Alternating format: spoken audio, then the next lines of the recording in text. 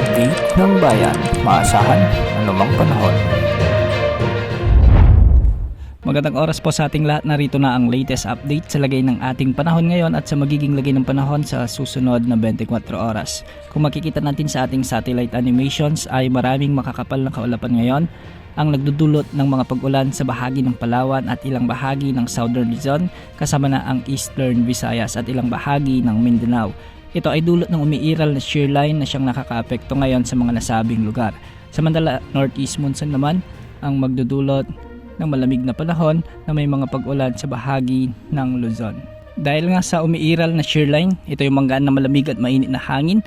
Asahan ang maulap na kalangitan na may mga kalat-kalat na pag-ulan at pagkidlat pagkulog at may mga kasamang isolated thunderstorm sa buong Visayas, Bicol region, sa may Mimaropa, particular sa malaking bahagi ng Palawan, sa may Laguna, Rizal, Quezon Province at Aurora. Pinag-iingat natin ang ating mga kababayan dito dahil posible ang banta ng mga pagbaha at pagguho ng lupa, lalo na kung may mga katamtaman at minsan ay malalakas na pag-ulan. Hindi rin inaalis ang posibilidad ng mga matitinding pag-ulan, lalo na sa bahagi ng Palawan. Samantala sa buong Mindanao naman ay easterlies ang umiiral, kaya magiging maulap ang mga kalangitan dito na may mga kasamang pag-ulan at thunderstorms.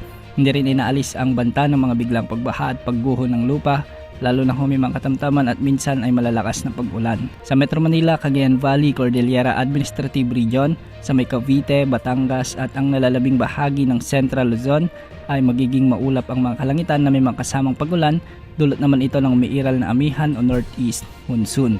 Kung mapapansin natin sa madaling araw hanggang sa tanghali ay medyo malamig pa rin ang simoy ng hangin at ito ay dulot ng malakas na pagbugso ng amihan. Sa nalalabing bahagi naman ng Luzon ay northeast monsoon pa rin ang magdudulot ng bahagyang maulap hanggang sa maulap na papawirin na may mga isolated like rains o kalat-kalat na mahinang pag-ulan. Para naman sa lagay ng ating mga dagat baybayin, ang mga pag-alon sa Northern Luzon, Central Luzon at ang eastern sections ng Southern Luzon at Visayas ay posibleng umabot mula 3.1 hanggang 4 meters ng mga pag-alon. Sa nalalabing baybayin naman ng Luzon at Visayas ay posibleng umabot naman ang mga pag-alon hanggang 4 meters. At sa mga baybayin ng Mindanao, posibleng umabot naman ang mga pag-alon hanggang 2.5 meters. Samantala wala pa rin tayong namomonitor na anumang sama ng panahon gaya ng LPA o bagyo na posibleng pumasok sa ating bansa sa mga susunod na araw.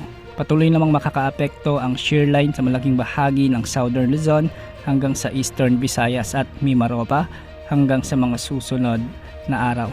Mag-ingat po ang lahat, lalo na sa mga lugar na nakakaranas ng malalakas na pag-ulan. Yan ang update sa lagay ng panahon. Ito pong weather update ng bayan, maasahan anumang panahon.